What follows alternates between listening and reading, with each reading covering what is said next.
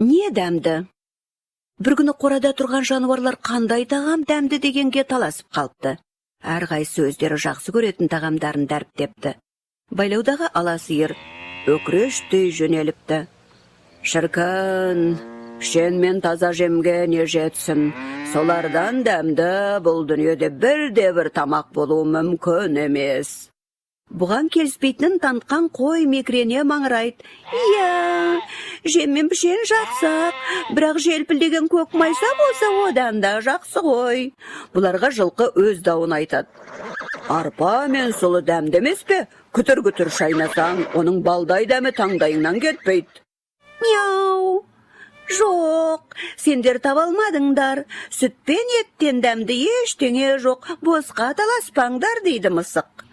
Мұны естігенде иттің засы қозып, орнынан атып тұрады. Сен босқа көкіме дейді мысыққа жекіріп. Ненің дәмді екенін мен айтайын. Сүйек дегенді естіп педіңдер? Кемігі көп сүйектен дәмді ештеңе жоқ. Сонда әңгімеге түйе қосылды. Сендер босқа дауласып тұрсыңдар. Даланы менен көп шарлайтын еш қайсың жоқсың. Шөл далада бір түп темір тікен ұшыраса кетсе бар ғой. Соны күтірлете шайнасаң, содан дәмді ештеңе жоқ. Бірақ олар бір-бірінің айтқанына иланбай, әлі күнге дейін қалаған шөбін дәріптеп келе жатқан көрінеді.